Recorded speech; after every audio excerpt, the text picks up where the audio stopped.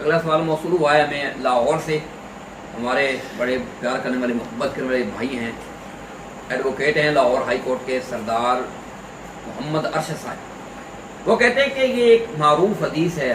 حدیث کے طور پہ معروف ہے، صوفیاء خاص کر زیادہ اس کو بیان کرتے ہیں۔ وہ کہتے ہیں کہ من عرف نفسہ فقد عرف ربہ،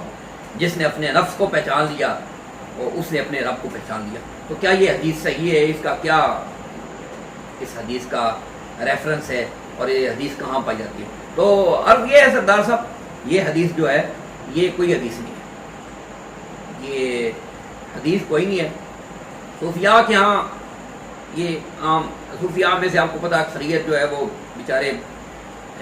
دین سے نابلد ہی ہوتے ہیں، قرآن سے حدیث سے اس سے وہ نابلد ہوتے ہیں۔ تو یہ اس طرح کے جو صوفیاء ہیں ان کے اندر معروف ہے، اور خاص کر پاکستان کے اندر صوفیاء میں یہ بات معروف ہے، لیکن یہ کوئی روایت یہ حدیث نہیں ہے۔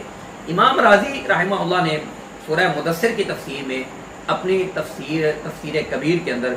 اس کو بلا سند نقل کیا، قال علیہ الصلوۃ والسلام کہہ کے، قال علیہ الصلوۃ والسلام من عرف نفسہ فقد عرف ربہ، جس نے اپنے نفس کو پہچان لیا، اپنی ذات کو پہچان لیا، اس نے اپنے رب کو بھی پہچان لیا۔ امام راضی لائے ہیں اس کو تفسیر کبیر میں، تو وہاں سے ہی لے لیا ہوگا کہ نبی پاک نے کہا ہے، لیکن کوئی سند امام راضی نے وہاں پہ نقل نہیں کی۔ مفسرین کرام کے بارے میں، ان جو تفسیروں میں وہ حدیثیں لائے ہیں ان کے بارے میں دیکھیں، لکل فن ریاض، ہر فن کا اللہ نے الگ الگ ماہر پیدا کیا ہے۔ مفسرین تفسیر قرآن کے ماہر ضرور ہیں، ضروری نہیں کہ مفسر قرآن جو ہے وہ حدیث کا بھی ماہر ہو، ایسے حدیث کے ماہرین جو ہے ضروری نہیں کہ وہ تفسیر کے ماہرین ہوں، ایسے ہی فقہ کے ماہرین ہیں، ٹھیک ہے۔ تو ہر فن کے الگ الگ ماہرین ہیں۔ حدیث جو ہے نا، یہ جن لوگوں کا فن ہے یہ انہی کا فن ہے۔ حدیث علماء حدیث کا، محدثین کا فن ہے۔ تو محدثین نے وہ احادیث جو حدیث کی کتابوں میں نہیں آئیں، محدثین نے جن کے اوپر جرح تعدیل نہیں کی، یعنی وہ روایات احادیث جن کے اوپر علماء حدیث نے کام نہیں کیا اور انہوں نے اس کو صحیح قرار نہیں دیا، ان کے علاوہ تفاسیر میں جتنی روایات آئی ہیں نا، اللہ اکبر، ان میں سے اکثر روایات وہ مکذوبہ ہیں، جھوٹی ہیں، ان کا کوئی کہیں وجود ہی نہیں ہے۔ مفسرین نے نقل کر دیا، وہیں سے لوگ سن رہا کے کرتے رہتے ہیں، آگے چلاتے رہتے ہیں۔ تو دیکھیں یہ بات بہت ہے، اس کے بارے میں من عرف نفسہ فقد عرف ربہ، اس کو تائید ملتی ہے قرآن اور سنت سے بہت ساری چیزیں۔ مثلا قرآن پاک میں اللہ تعالیٰ ارشاد فرماتا ہے وفی انفسکم افلا تبصرون،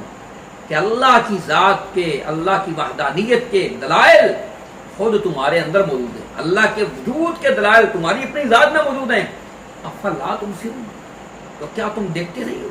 اپنے ذات کو، اپنے وجود کے اوپر توجہ کرو، غور کرو، کیسے تمہیں بنایا ہے، کیسے چل رہا ہے، کیسے سسٹم، ایسا پیچیدہ سسٹم اللہ نے فٹ کیا ہے، اللہ اکبر، کہ انسان کی عقل دنگ ہے۔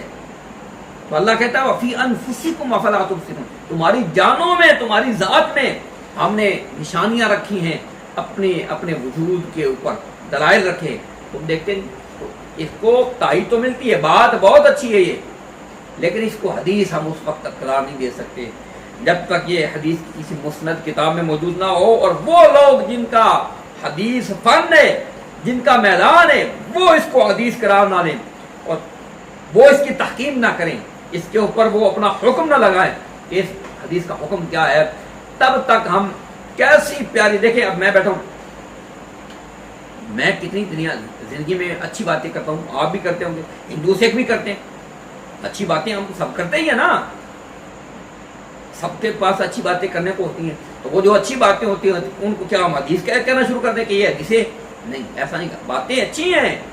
سچی باتیں بھی کرتے ہیں، ٹھیک باتیں بھی کرتے ہیں، ایسی باتیں بھی کرتے ہیں جو دین کے مطابق ہوتی ہیں، یہ قرآن کی آیات کی تفسیر ہوتی ہیں، شرح ہوتی ہیں، احادیث کی شرح ہوتی ہیں، اپنے الفاظ میں ہم بیان کرتے ہیں، تو یعنی بہت اچھی اچھی باتیں ہم کرتے رہتے ہیں، تو کیا ہم اس کو حدیث کہنا شروع کر دیں؟ نہیں میرے بھائی، ایسا ہم نہیں کر سکتے۔ کسی لفظ کو نبی کریم صلی اللہ علیہ وسلم کی طرف منسوخ کرنا یہ بہت بڑی جرأت ہوتی ہے، بہت بڑی ہمت ہوتی ہے۔ تو اس معاملے میں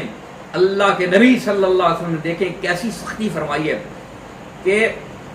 علماء حدیث جو ہے نا، دیکھیں ایک بہت حدیث کی باریک سی ٹرم ہے کہ حدیث متواترہ جو ہوتی ہے نا، حدیث متواتر، اس کی دو قسمیں ہوتی ہیں، ایک متواتر لفظی اور ایک متواتر معنوی۔ متواتر معنوی وہ ہوتی ہے روایت حدیث ہوتی ہے جس کا معنی متواتر ہو، معنی اس کا متواتر ہو، لیکن الفاظ مختلف بھی ہوں، آگے پیچھے بھی ہوں، تو کوئی بات نہیں، یعنی الفاظ آگے پیچھے بھی ہو جائیں تو خیر ہے، لیکن اس کا یہ معنی جو اس کا ہے معنی متواتر ہو، اس کو کہتے ہیں متواتر معنوی۔ اور دوسری روایت ہوتی ہے اس کو کہتے ہیں متواتر لفظی۔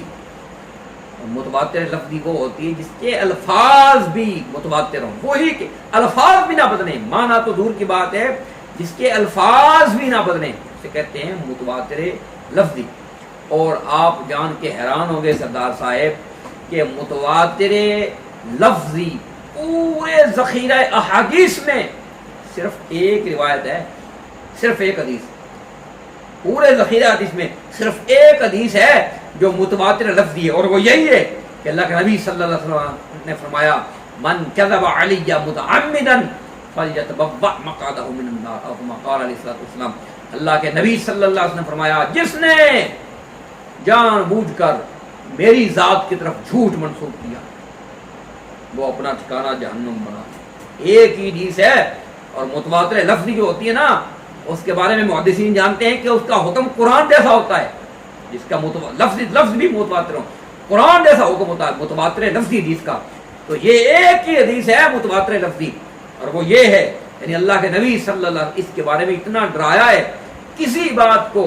اللہ کے نبی صلی اللہ علیہ وسلم کی طرف منسوخ کرنا یہ بڑی جرت ہے۔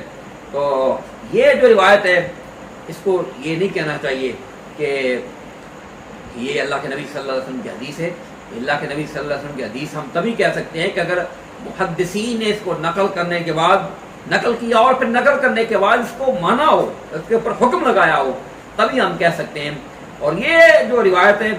یہ تو جہاں آئی ہے وہاں پہ بھی اس کی سند کوئی نہیں آئی، تفسیر میں بھی سند کوئی نہیں آئی، حدیث کی کتابوں میں تو یہ موجود ہی نہیں، لہٰذا یہ بات بہت اچھی ہے